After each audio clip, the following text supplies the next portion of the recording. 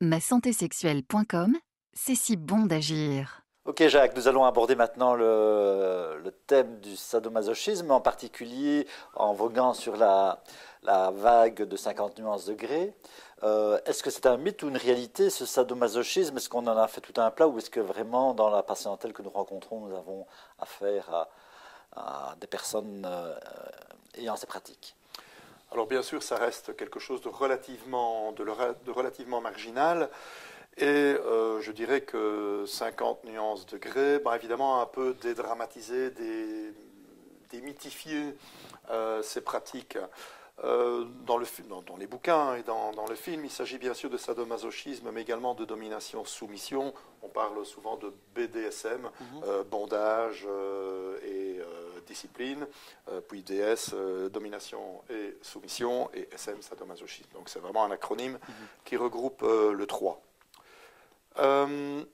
Ça reste quelque chose de relativement marginal, mais ce qu'il faut savoir, c'est qu'il ne s'agit pas du tout d'une déviance sexuelle. Il y a eu diverses études qui ont été faites, notamment dans une université néerlandaise avec un certain Wismayer, qui est un psychologue, un chercheur, un neurophysicien, et qui a pu déterminer sur base d'inventaires de personnalité qu'en réalité, on ne note pas de différence significative entre les personnes ayant des pratiques sadomasochistes et la population lambda.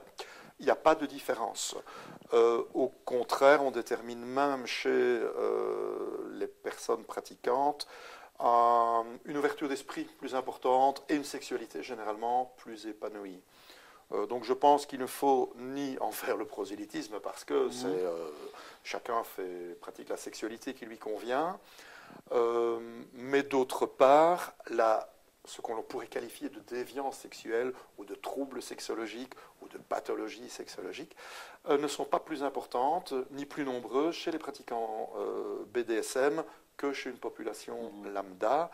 Et peut-être également tordre le cou à un canard qui voudrait que lorsqu'on ne peut parvenir à la satisfaction sexuelle que par une pratique déterminée, on est malade.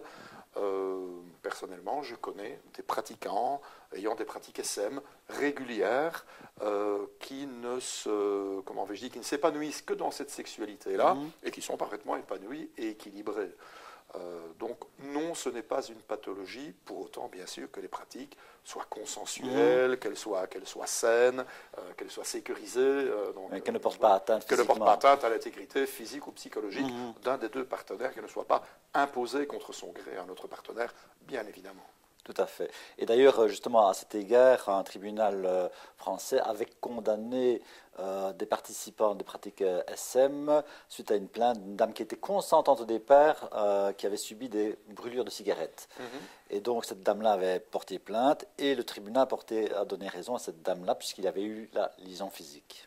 Oui, tout à fait. Donc je pense qu'effectivement, il y a, comme pour tout, un bon sens élémentaire à conserver, et il peut y avoir des dérives dans ce sens, bien sûr, en portant atteinte effectivement à l'intégrité physique d'une personne.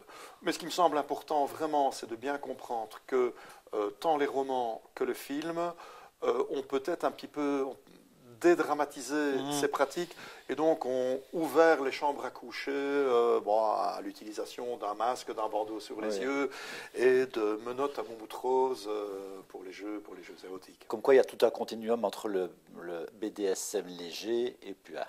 Absolument. Voilà, merci.